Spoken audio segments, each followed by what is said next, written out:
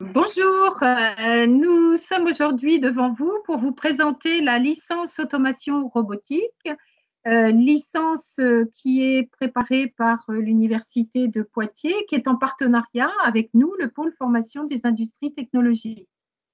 C'est une licence qui se fait après un bac+2, que ce soit un BTS ou un IUT, et c'est une licence qui se fait en alternance, en contrat de professionnalisation. Donc, on vous expliquera ce que veut dire l'alternance, hein. Il s'agit bien de périodes de formation, mais aussi de périodes en entreprise. J'ai avec moi 3 personnes. J'ai Pascal Seguin, qui est notre partenaire universitaire, qui s'occupe de cette licence. Manuel Claudi, qui est un formateur du pôle formation et qui justement s'occupe de cette licence sur le plan pédagogique. Et Michael Blénaud, qui est là aussi pour vous présenter les entreprises qui accueillent des jeunes pour préparer cette licence professionnelle. Donc, pour démarrer, je vais avant de prendre la parole de nouveau, je vais donner la parole à Pascal Seguin, qui lui va nous expliquer les objectifs de cette formation. Pascal, à vous. Bonjour à tous. Donc, les objectifs de la formation sont former des techniciens supérieurs dans les domaines de l'informatique industrielle, qui concernent les automatismes et la commande d'axe, et également la robotique. La formation a des spécificités qui sont une approche intégrée génie mécanique et génie électrique. Et également, vous apprenez une méthodologie et une pratique des langages de programmation des automates suivant la norme internationale IEC 61131. Il faut remarquer que l'Université de Poitiers est le seul établissement d'enseignement supérieur français agréé par l'association internationale PLC Open, qui vise à promouvoir l'utilisation de standards de programmation conformément à cette norme internationale. Donc, je vais maintenant vous présenter les différents modules de la formation. Donc, nous avons tout d'abord deux modules de 28 heures qui sont des modules de mise à niveau en génie mécanique et en génie électrique. Ensuite, 3 modules de 54 heures qui sont la robotique, les systèmes automatisés et la commande d'axe. Un autre module de 28 heures dédié aux capteurs. Ensuite, vous avez 40 heures d'anglais. Un module de 52 heures sur l'industrie 4.0 pour vous donner toutes les notions propres à l'usine du futur. Puis 2 modules de 28 et 24 heures qui sont réalisés à la Maison de l'information sur l'électricité industrielle et la maintenance industrielle. Puis un projet tutoré qui a lieu pendant les alternances. Et enfin, un stage industriel qui a lieu à la fin des cours jusqu'au soutenance de septembre. J'en reparlerai tout à l'heure. Merci Pascal. Donc justement, au tout début de mon propos, je vous ai parlé d'un partenariat. Eh bien, on va demander à Manuel ce que l'on fait justement à la Maison de la Formation concernant cette formation en automatisme et en robotique. Eh bien, bonjour à tous. Donc, nous, dans les locaux de la Maison de la Formation, on anime 3 modules, donc 2 réels et puis un dernier plutôt sur un aspect pratique, donc sur la robotique. Donc, le premier module, c'est le module maintenance industrielle, où là, on essaie d'apporter donc aux jeunes une vision de ce qu'est la maintenance et pour arriver à ce qu'ils aient une notion de maintenance lors de la création d'équipements industriels. Donc dans ce module-là, on va définir les différents types de maintenance, les différents outils d'analyse de maintenance, également les méthodes pour créer des documents de maintenance, et on verra également une méthodologie pour appliquer un diagnostic de panne sur un équipement industriel. Ensuite, on a le deuxième module qui est l'électricité industrielle. Donc, ce module est divisé en deux parties. On aura une première partie qui va plutôt être axée dimensionnement d'équipements électriques, donc partie puissance. Ensuite, on aura une deuxième partie où on déterminera un petit peu les méthodologies pratiques pour déterminer les appareillages de la partie commande.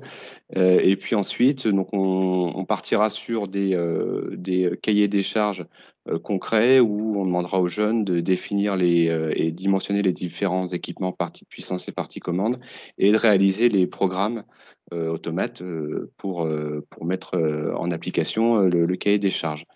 En ce qui concerne les automates, donc à la maison de la formation, à l'UMM Pôle Formation, nous avons deux types d'automates, des automates Siemens S7200 programmés sous les logiciels TIA Portal et des automates Schneider M340 programmés sous Unity Pro.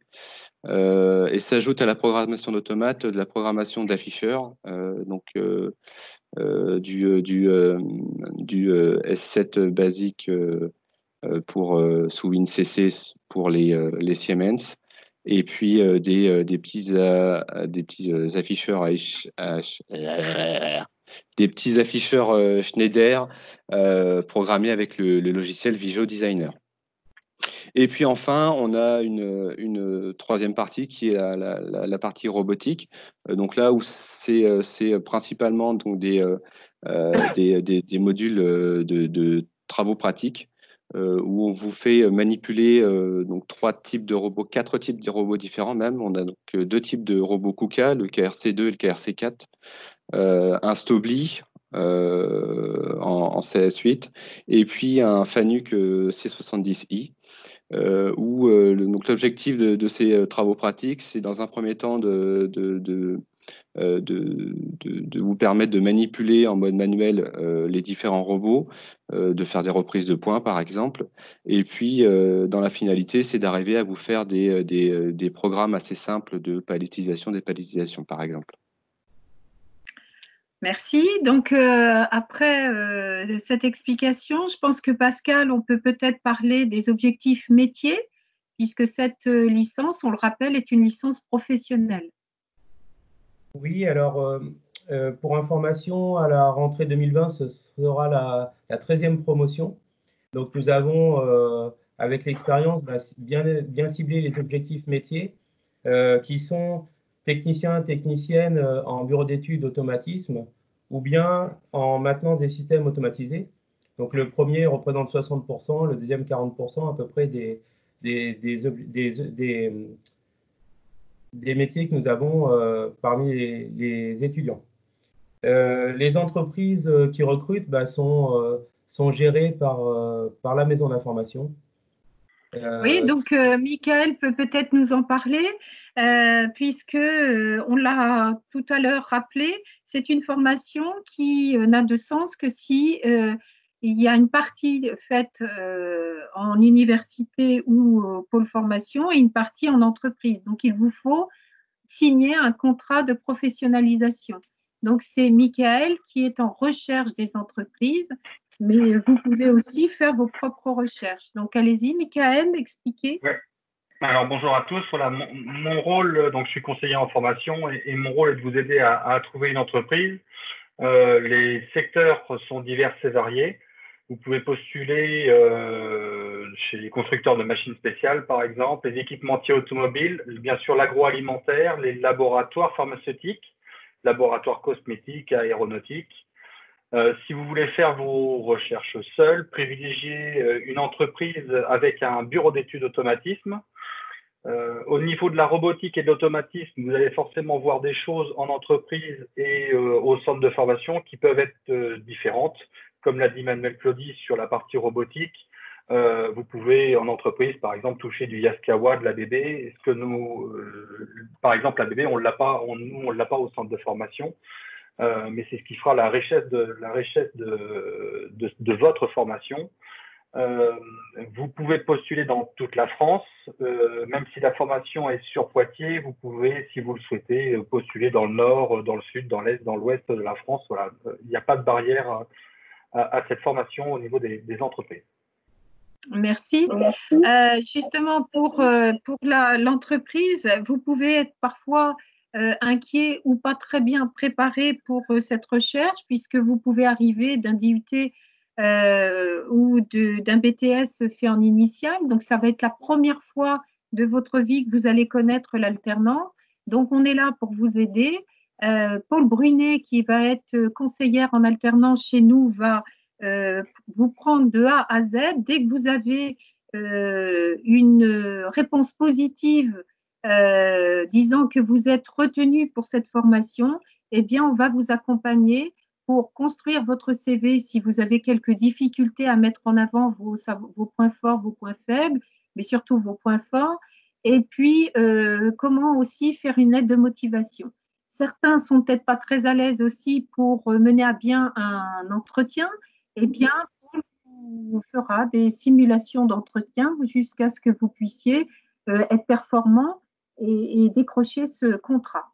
Donc, je pense que je vais redonner la parole à Pascal qui va nous parler des promotions qu'il y a actuellement à l'université. Oui, donc on a des promotions à 20 étudiants maximum, ce qui permet d'avoir, sur ces petites promotions, d'avoir un suivi individuel, car on affecte un tuteur pédagogique à chaque étudiant en début d'année pour toute l'année.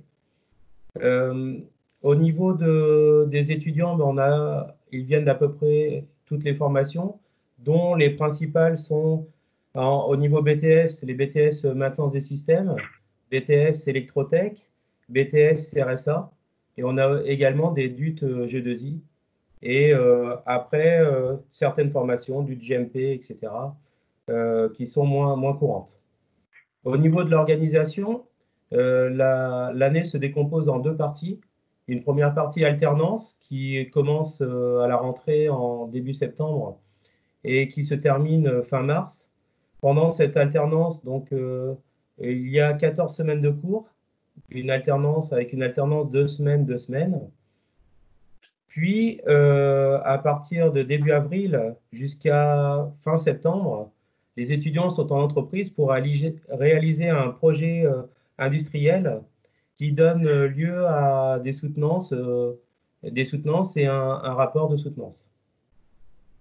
Au niveau de la réussite, nous avons 100% de réussite au niveau des diplômes, mais nous avons également les étudiants qui sont à peu près tous en CDI au bout de quelques mois.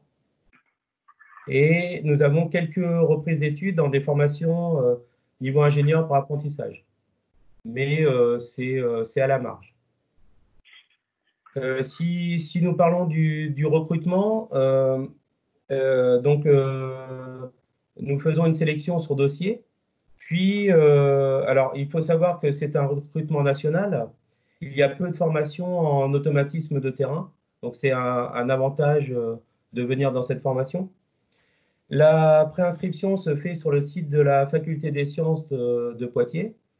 Donc, je vous donne l'adresse sfa.univ-poitiers.fr. Il faut aller dans la rubrique scolarité. Les dates de préinscription ont lieu entre le 20 avril et le 15 mai. Donc, je vais vous donner également quelques critères de recrutement qui sont tout d'abord la cohérence du projet professionnel, mais nous portons aussi une attention au niveau scientifique, au niveau d'anglais et au niveau électrotechnique. Merci à tous. Il faut aussi, si vous avez la moindre question, vous renseigner. Vous allez avoir sur tous nos sites des adresses. Pascal aura aussi apposé sa signature et donc son adresse mail. Donc, vous pourrez aussi lui poser des questions. Et on reste à votre écoute. Et on vous dit à très bientôt. Au revoir. Au revoir à tous. Au revoir.